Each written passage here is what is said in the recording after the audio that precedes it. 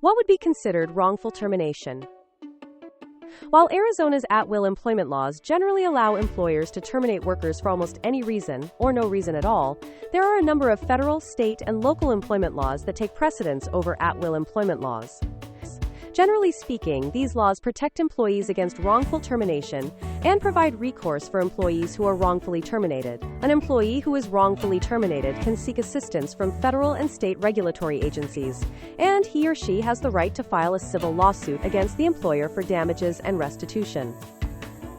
There are a number of situations that may qualify as wrongful termination. If you believe you have been wrongfully terminated, you should speak with an employment law attorney as soon as possible. Employment laws usually include strict statutes of limitations on how long you have to submit a complaint, file a lawsuit, and receive compensation for damages, so it's important to consult with an attorney about your case as soon as you are terminated. What qualifies as wrongful termination?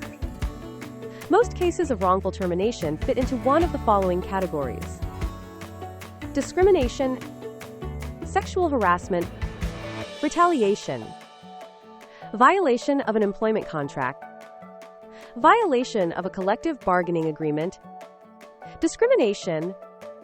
Federal law prohibits employers from terminating employees on the basis of protected characteristics such as race, color, religion, gender, age, over 40, disability, national origin, and pregnancy.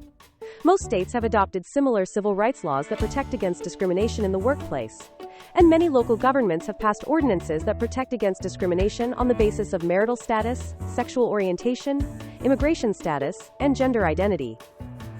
To assess whether or not you may have been wrongfully terminated due to discrimination, ask yourself the following questions. Did your employer make any direct statements, verbally or in writing, that you were terminated for discriminatory reasons? Were you terminated soon after your employer learned about a protected characteristic, such as your ethnicity, religion, age, or disability? If you were terminated as part of a group, is there any circumstantial evidence that the group was targeted based on discrimination of a protected characteristic, e.g., only women were laid off, only employees who are 60 or older, etc.? Are any groups of employees treated differently by your employer due to their age, race, or gender? E.g., are Caucasian employees routinely allowed to be tardy while African American employees are targeted and terminated for tardiness? Did any of your superiors, managers, supervisors, executives, make comments or take actions that indicate they had a bias against particular groups? If so, were these statements made in the presence of other witnesses, or are there other parties who can attest to these actions? Did any of your superiors make any comments that he or she prefers one group of employees over another? If so, are there any other witnesses to these statements? E.g., a hiring manager tells you that he only hires recent college graduates, or a supervisor says that he prefers to work with men, may indicate a bias against protected classes. Harassment. Harassment in the workplace falls under the protection of anti-discrimination laws, but it's worth discussing separately due to the large number of wrongful termination cases that involve sexual harassment. Just as employers are prohibited from discriminating against an employee based on protected characteristics, employers are prohibited from harassing anyone in the workplace based on these categories. Simple teasing and isolated incidents don't necessarily qualify as harassment, but any harassment that impedes you from doing your job and creates a hostile work environment is considered harassment. Retaliation. Employers are prohibited from terminating employees in retaliation for their participation in protected activities. Many retaliation-based wrongful termination cases involve whistleblowers who report illegal activity, but there are a variety of protected activities that apply to individuals other than whistleblowers. Answering questions during an employer investigation of alleged discrimination, harassment, or workplace safety.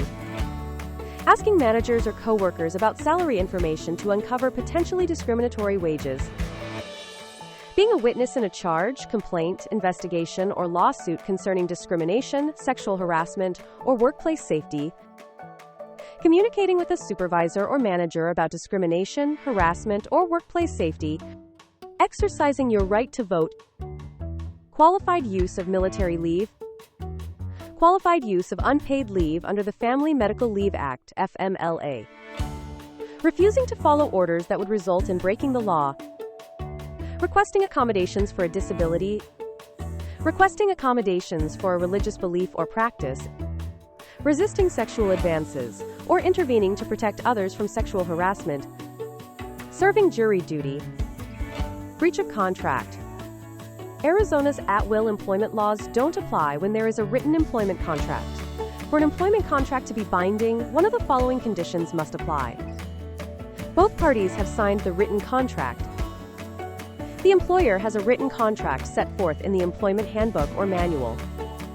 The employer has distributed a document to the employee that expresses the intent that it is a contract of employment. A written contract is set forth in writing and signed by the party to be charged. If the employment contract includes any language that defines the length of employment, places restrictions on terminating the employment relationship, or requires any type of advance notice by the company, the employer will be held to those terms. Also note that at-will employment law explicitly states that employees who are subject to a written employment contract or collective bargaining agreement cannot be terminated due to partial performance. Partial performance can be a factor in the termination decision, but it cannot be the deciding factor. Breach of a collective bargaining agreement.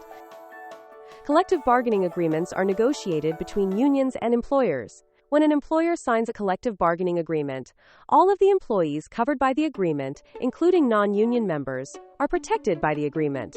If the collective bargaining agreement includes any restrictions on terminating employment, the employer will be held to those requirements for all covered employees. What to do if you are wrongfully terminated? When an employee is wrongfully terminated, he or she may seek restitution from the employer in the form of penalties, applied by the appropriate agency, rehiring, and recovering damages for back pay, front pay, and sometimes liquidated damages. Depending on your situation and the reasons for your termination, you can take the following actions.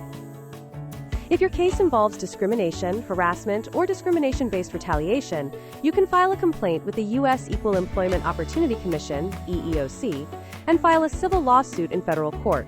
You can also file a complaint with the Civil Rights Division of the Arizona Attorney General's Office, CRD, and file a civil lawsuit in state court. If your case involves a violation of the Family Medical Leave Act, you can file a complaint with the U.S. Department of Labor's Wage and Hour Division, WHD, and you can file a civil lawsuit in federal court.